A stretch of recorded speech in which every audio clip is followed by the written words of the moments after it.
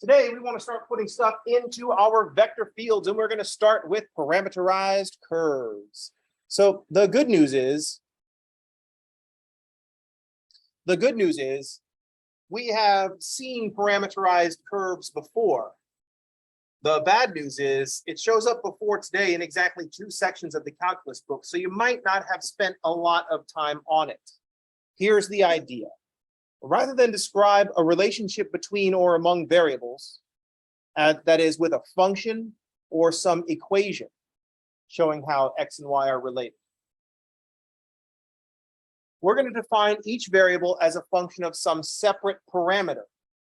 That is, we are going to define the variables independent of each other as functions of some parameter.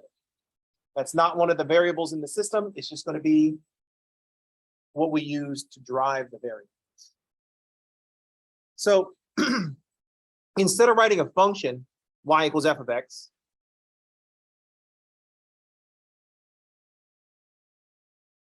this is when we write y equals f of x, we're defining the variables in a relationship with each other. This is how y depends on x. Sometimes if we have an invertible function, we also get x as a function of y. The important thing here is that they're defined relative to each other. The same thing happens in an equation.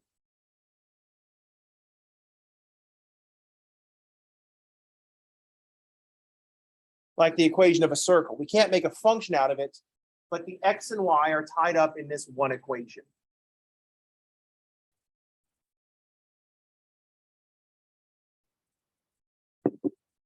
So what we're going to do in a parameterized curve is define x and y as a function of some other parameter.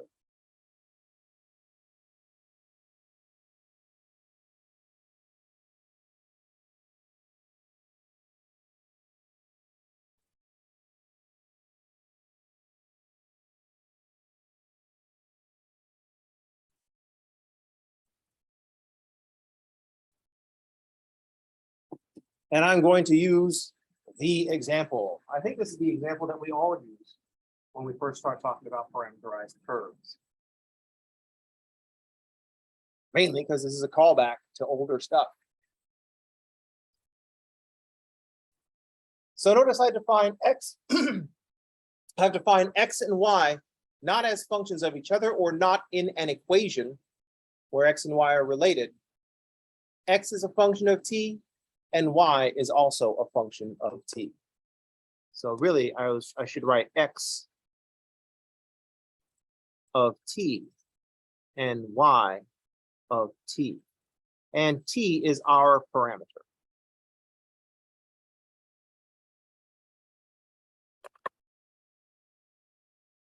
This is how we produce the points on the curve.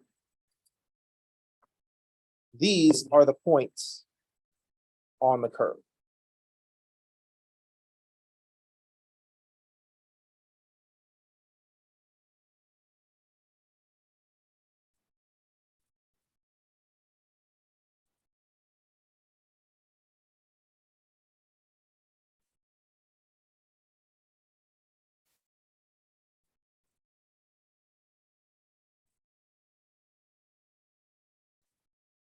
So we're going to be using these functions to find points on our curve.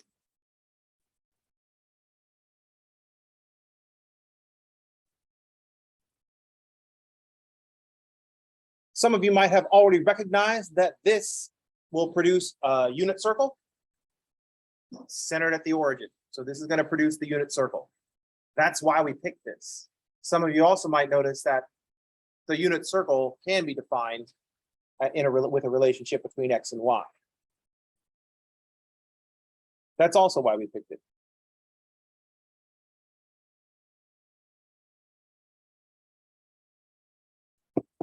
So instead of making a table of values where I choose an x value and find the y value, or choose a y value and find an x value, our table of values will be a little more extensive. Here are the values we're going to plug in, say t. And then we're going to have 2 functions underneath, x of t and y of t.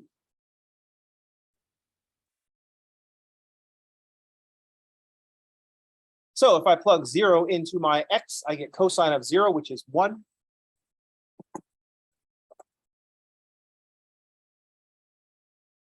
And if I plug 0 into y, I get sine of 0, which is 0. So here, when I plug in t equals 0, instead of just getting a real number as an output, I get 1, 0. I get that point.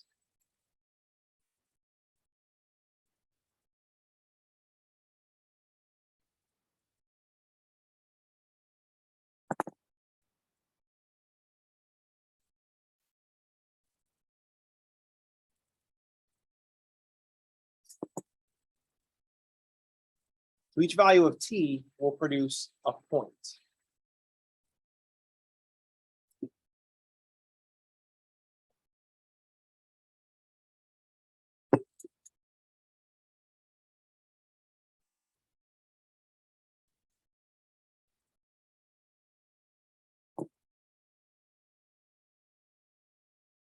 When t is pi over 6, I get cosine pi over 6 and sine pi over 6. Cosine pi over 6 is root 3 over 2. And sine of pi over 6 is a half.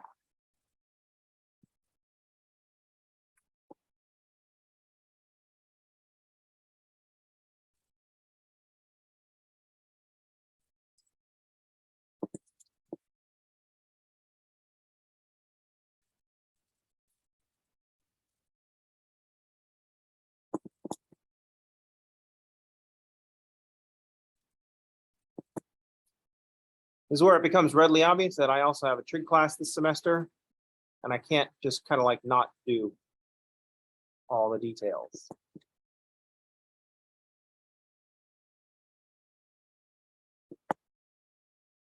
Don't worry, I'm only going to go all the way around the circle one time. I'm just kidding. I'm going to stop in the first quadrant.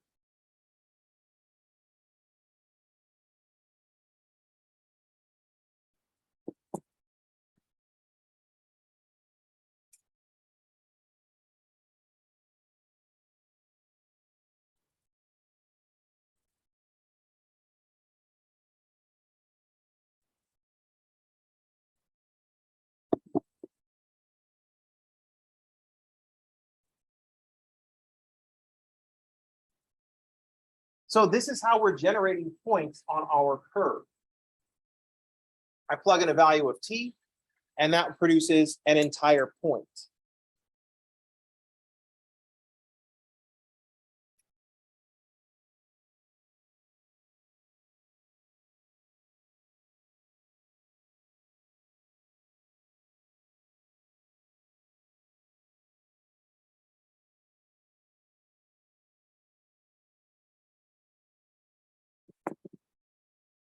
So when t is equal to 0, I'm going to start off at this point 1, 0.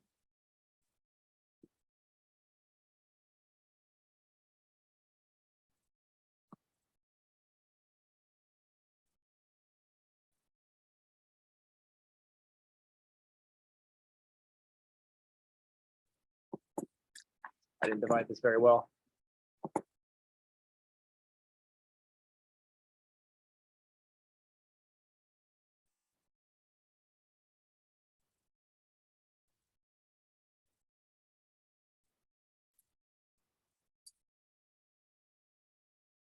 And then when t is equal to pi over 2, we'll be at the point 0, 1.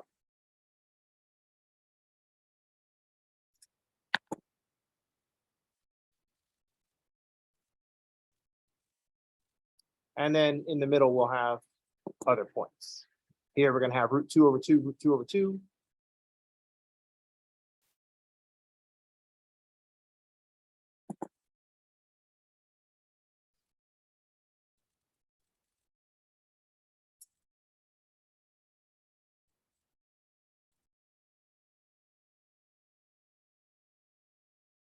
And we'll have the other points.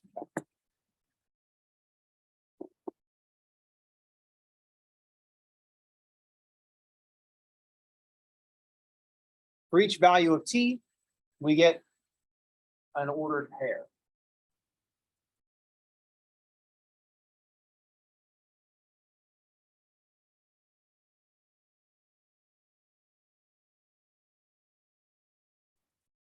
Remember, secretly, we already know that this produces a unit circle.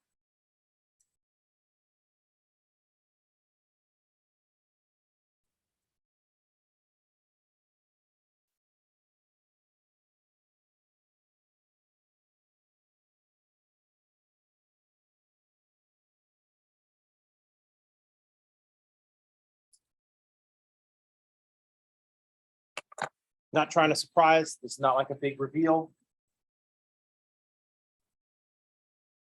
Not trying to subvert the audience's expectations. Just, we knew that this was coming. That was the point. Like when we were finding the volume of a cone, we knew what the volume of a cone was. That's why we picked a cone to set up the integrals, to make sure our integrals work. There's something else that goes along with defining the function this way. We're not just getting a unit circle. We're getting more information. Notice that we have a starting point here. When t is equal to 0.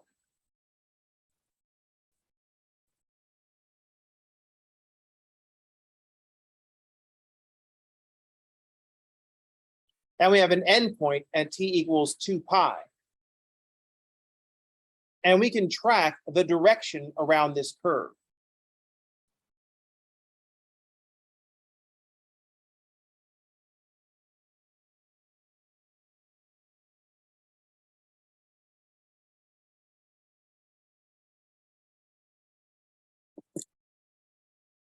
So it's not just the unit circle, it's the unit circle plus. This is the unit circle starting off at 1, 0, going around counterclockwise 1 time.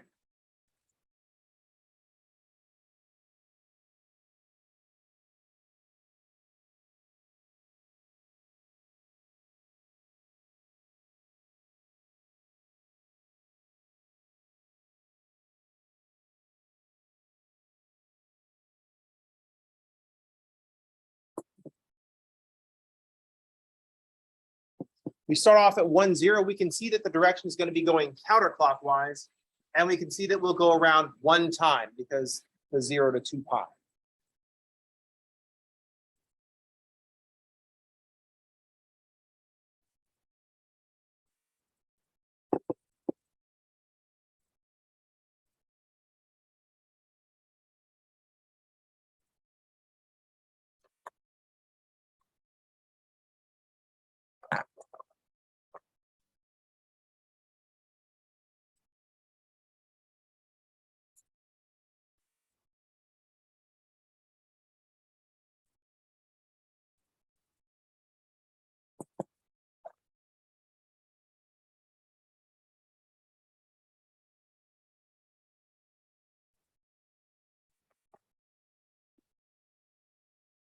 Starting off at 1, 0 because t started off at 0.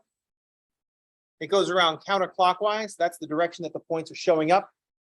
And we'll go around 1 time because we're taking t from 0 to 2 pi. And then it stops. And that's all the curve that we get.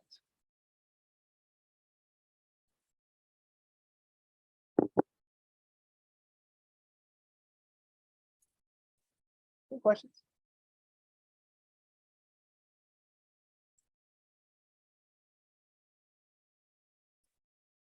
Note that we also know that the x and y are related with the x squared plus y squared equals r squared. In this case, x squared plus y squared equals 1 squared. So notice that that description still holds.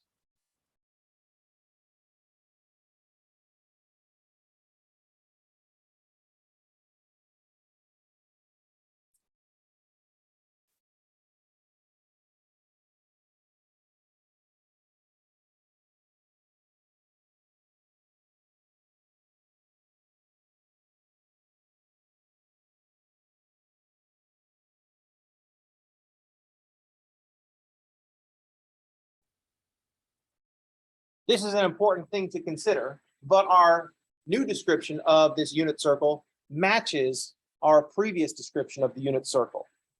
So we know that a unit circle has an equation in x and y of x squared plus y squared is equal to r squared. In this case, r is equal to 1. If I replace x with cosine of t and y with sine of t,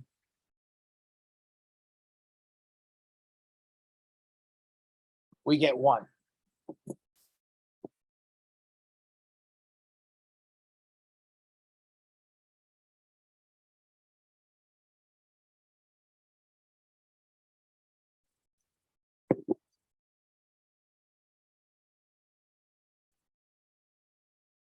This is why we picked it in the first place. Also, even though I knew that the radius was equal to 1, I said x squared plus y squared equals r squared. So in polar coordinates, it still matches. The unit circle is r equals 1.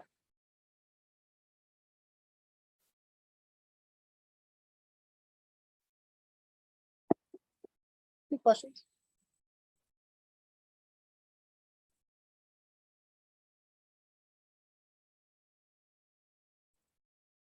How's everybody okay?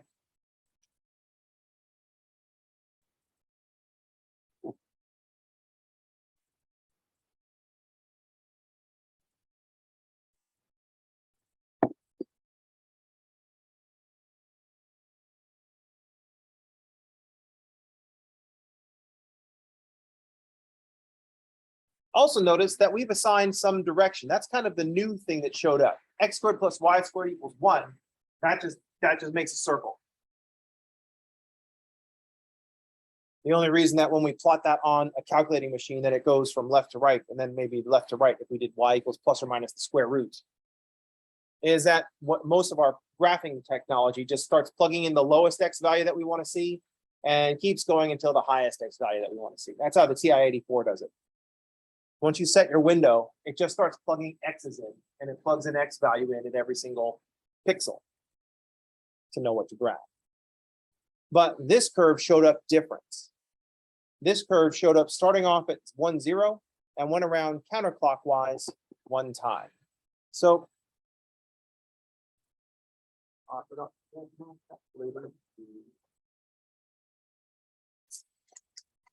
the reason that I want to graph this on this slow calculator is because the calculator is slow.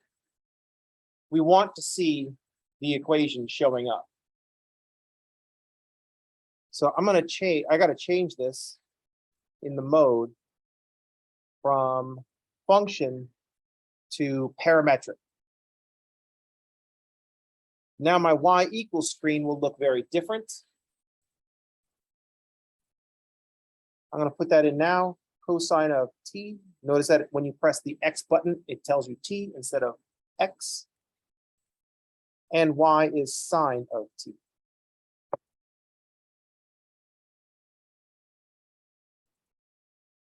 Also, since I'm teaching a trig class, my calculator happens to be in degrees, so I'm going to switch back to radians. Also, when we go into the window, notice that there's a third set of stuff. It says T min and T max. Here's the 0 to 2 pi. The other reason that I picked the unit circle, because first of all, we all do, and second of all, the calculator seems to know that we're going to be doing the unit circle. So it just starts off. It's like, oh, you want 0 to 2 pi, don't you? I'm like, well, yeah, kind of, I do. And so the calculator's like, oh, well, yeah, you guys are all predictable. I'm like, well, shut up, calculator. You piece of 90s technology. And then the calculator's like, oh, you're a piece of 70s technology. So, and I'm like, oh, fair point, fair point. Now, notice that my X min and X max are completely jacked up. I do not know what I was graphing. I think I must have been graphing things in degrees. So I'm going to go to zoom the decimal.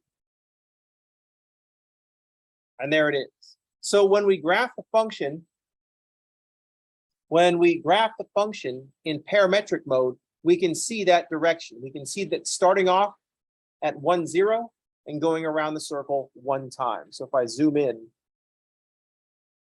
on the origin, so I'm going to hit enter, and it's going to start off at 1, 0 and go around 1 time. If we trace, instead of the trace just locking on, the trace is going to lock onto the function like it always does. but it's going to pick the starting points. So it's going to start off at t equal, no.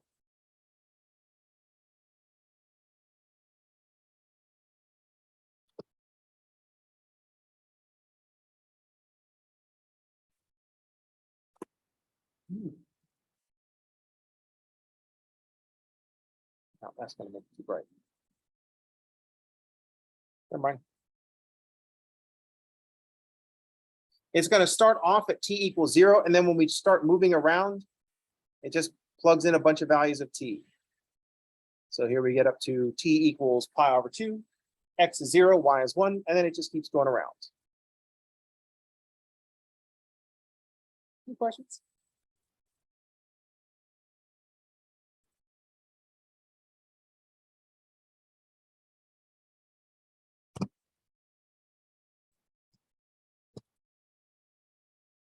So one of the things that we've introduced by defining the function this way is a direction, starting off at 1, 0, going around the circle one time in counterclockwise direction.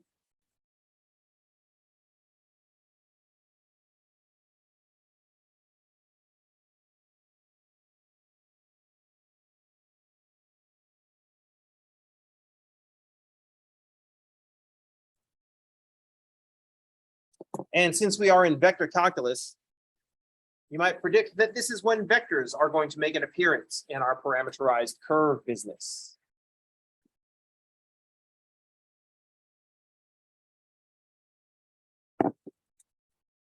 At each point on this curve, we should be able to define what direction the curve is headed.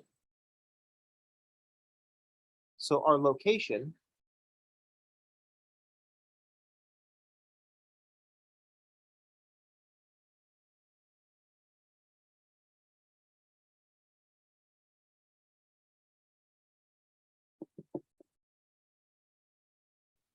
this is going to be our location.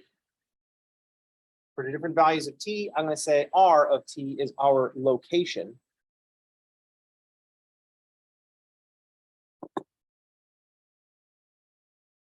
This will be our position vector.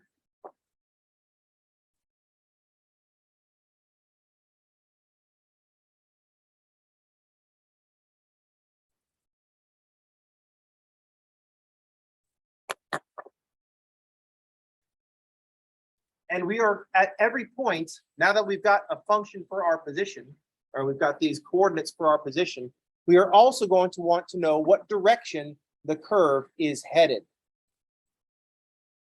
What calculus thing do we need to determine the direction that things are headed? Remember, you only have two choices. Is it derivatives or is it integrals? It's derivatives. Derivatives tell us where things are headed. That's the slope of the tangent line. We always say slope of the tangent line, but the slope of the tangent line is telling us what direction the function is headed. So direction means vectors. Direction also means derivatives.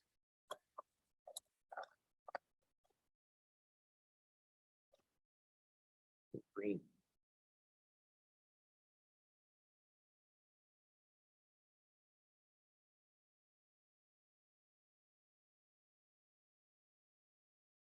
In a calculus sense, direction also means derivatives. So I've got this position vector, and I'm going to want a vector that indicates what direction things are headed. And the position vector has two functions in it. I wonder what we're going to do. Anyone want to predict what we're going to do? You don't have to say it out loud. You can just think it. I'll give you a few seconds to think it. If you were thinking, are we going to take the derivative of each of the components? That's it. Your instincts serve you well. Yo, Skywalker. That's the whole point, by the way. Develop instincts. Like, oh, will this work? And then test to see if it will work. So is the direction that we're headed just, can I just write r prime of t and take the derivative of each of these things? Let's find out. The derivative of cosine is minus sine. The derivative of sine is cosine.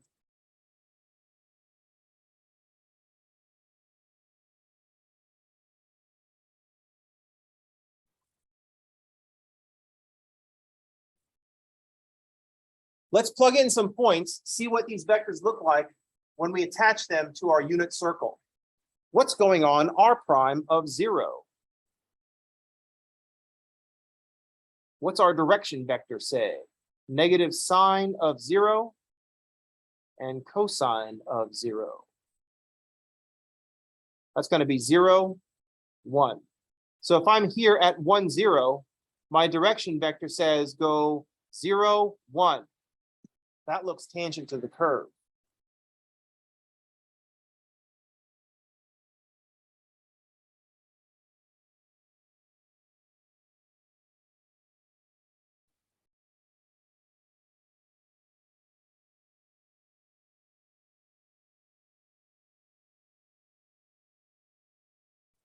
If I plug in pi over 4, I get negative root 2 over 2. So I go negative 1.4 in the x and positive 1.4 in the y. I'm making 45 degrees, but going up and to the left. And that also looks tangent to the curve. What I just drew doesn't, but it should be. At the top of the circle, we should expect the tangent, the direction, to be facing this way. Let's find out. R prime of pi over 2, we're going to be negative sine of pi over 2.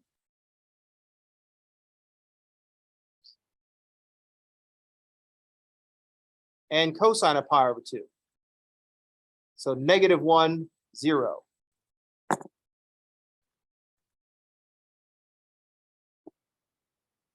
Our instinct is right on the money. We're going to describe the position with the vector that's made up of two functions.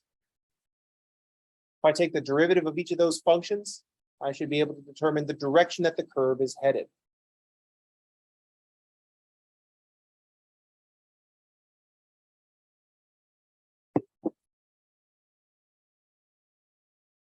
So this R prime of t is telling us the direction at every point that the curve is headed.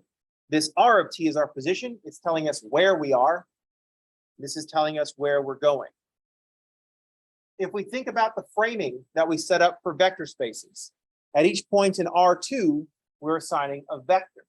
And we're imagining that as the flow of water on the surface of water, the flow of water on the surface of a lake.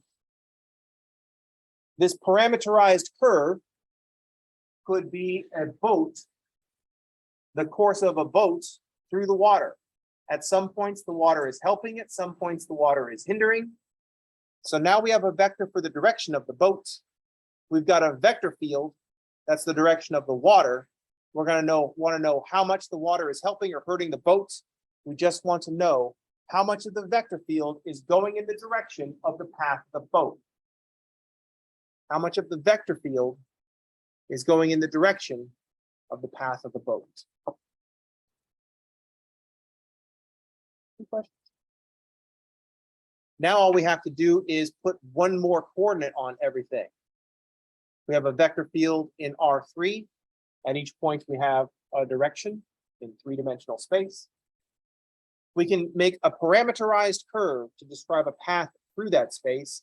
We take the derivative of all the components to see what direction that curve is headed in. And then we can see how much influence the vector field has on the path in space. That's going to be a dot product. Dot product is multiplication. So if you're wondering where this goes in terms of calculus, well, let's say we use derivatives. And when we're multiplying, that's integration. So we're going to be integrating this dot product.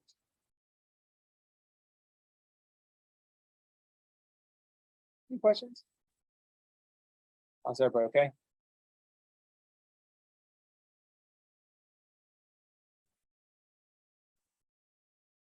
This is why it takes me an hour to do like half of a problem, because I have to try to connect that half of the problem to all the other problems that we kind of ever did.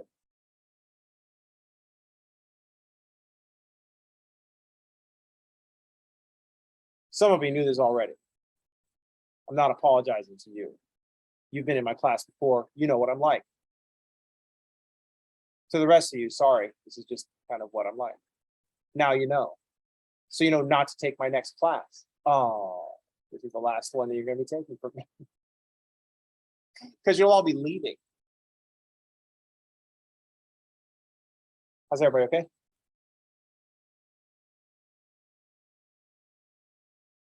All right, that's gonna do it for today.